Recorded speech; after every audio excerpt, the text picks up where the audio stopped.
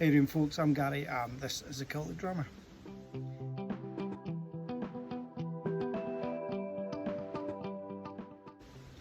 Welcome along folks to another wee episode of Not Dining Room Drams. First time popping onto the channel. After you've watched some of the content you like to see, please consider hitting the subscribe button for us, giving us a wee thumbs up, and if you have any questions please stick them down below in the comments and I'll get back to you as soon as we can. Right, tonight what have I decided to grab? I have gone for Glenfiddich, and this is the IPA. I'll get some in the glass, we'll have a little chat about what all that means. Right, let's go. It's the weekend, why not? Right then, Glenfiddich IPA. IPA, for those of you that are kind of maybe unaware of it, is an India Pale Ale. So it's a type of beer. I think the original term for an India Pale Ale came from, they used to make it, send it out to India. By the time it got there, colour had gone or something along that lines. I'm not 100% sure. But India Pale Ale, IPA. You get lots of different types of IPAs and they're made in lots of different countries around about the world. This particular IPA is actually been made in Speyside in Scotland. And what they did, it was a bit of a collaboration between Glenfiddich Distillery and a craft brewer over in Speyside. The brewer made up his India Pale Ale. He then put it into Glenfiddich casks that had previously held whisky. He left it in the casks for a period of time. The IPA came out. The casks then went back to Glenfiddich. They put their whisky back into these casks and they left it there for a finishing period of, I think it's about 3 months. They then bottled it up. So it's a bit of a whisky to beer, back to whisky sort of maturation process on these. This bottle has come out as a non-age statement whisky, and it's been released at 43%, and it comes under what Glenfiddich released as their experimental series. This was the first experiment within that series, and since then there have been a number of other experimental versions. I think there's an orchard fruits type of experiment. There was one they called Sugar and Cane, which had a PE element to it. So I think there's maybe about 5 or 6 different experiments within this series of different types of maturation. This one has a bit of an emotional attachment to myself. I just thought I would just share that with you. My father died 4 years ago, and it'll be 4 years ago last week. My dad was always a fan of Glenfiddich. He loved the stuff. When I was a young man, I used to work overseas a lot, round about Europe, Middle East, even out North America.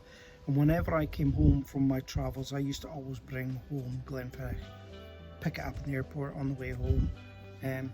Normally the 12-year-old, but over the years that's kind of slightly changed. But I would always grab him that bottle of Glenfiddich on the way home, and he really did enjoy it. 4 years ago, it was his birthday.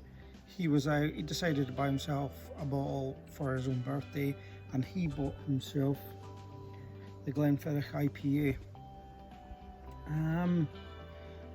He opened it, had a couple of drams out of it, put it away. He was going to enjoy it at the weekend, and unfortunately Dad passed away before he could finish the bottle.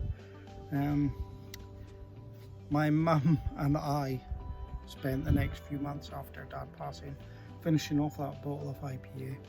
So what I do now is I always have a bottle of IPA in the house. It's a kind of emotional attachment to this dram. Yeah, so we'll have a wee sniff at it and I'll let you know what comes out. So as I said, it's a 43% dram, and it's got that sort of beer maturation in it. So let's see how that affects things.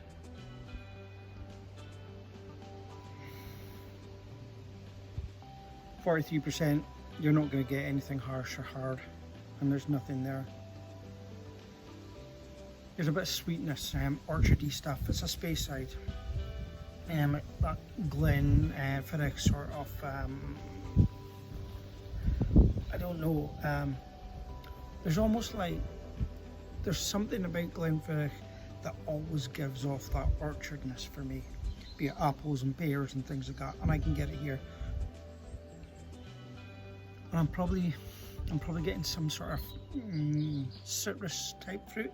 Now, if you've had an IPA before, you'll know that some of these IPAs can come over quite citrusy, lemony, and I'm maybe getting some of that coming over in that. But it's a nice nose, nothing unpleasant about it.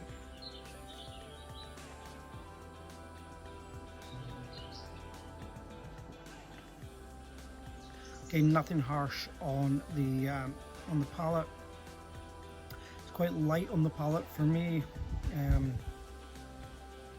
Again, I'm getting that citrusy coming through, and it's probably more citrusy than it is orchard fruitness, which I'm a kind of, I would, you know, on a lot of Speysides and particularly on Glenfiddich, I tend to taste a lot more of the orchardness, the apples and things, but I'm getting more of this zesty fruitness on this. There's a sweetness as well, almost like a caramel sweetness. Again, something you quite often get with the Speyside, but I'm getting almost a butterscotch sort of thing on this. Quite a short finish I'm finding. Yeah.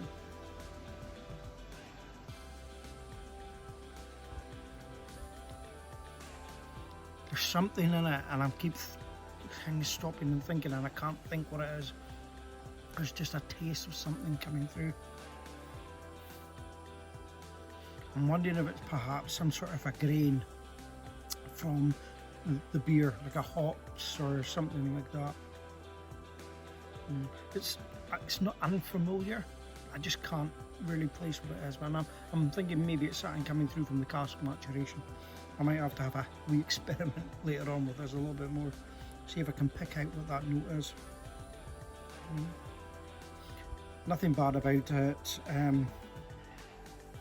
It's a non-age statement dram, so you're probably going to say that the liquid in it is pretty young, and then it's maybe coming across as being a little bit young. Has the 3 months maturation in the I was going to say the beer cask, but they're not really beer because they were whiskey, then they went to beer, then they come back. Has that 3 months actually done anything? I don't know. What I would maybe like to do is take a bottle of just standard Glenfiddich 12-year-old, put it up against this and see how much of a difference I can actually pull out of it. There is something there. As I said, I can't figure out what it is. Not a bad dram. It's more of an emotional dram to me. It's not an expensive bottle. I think it was about £45 when I bought it. I bought this one I've had probably the start of this year, but it was £45. Picked it up in the local supermarket, and quite often you'll see it on the shelves there. It's worth having a wee sip. For me, like I said, it's emotional. It's always going to be there. You might just have a wee sip at it, and it might not be one of the ones you replace.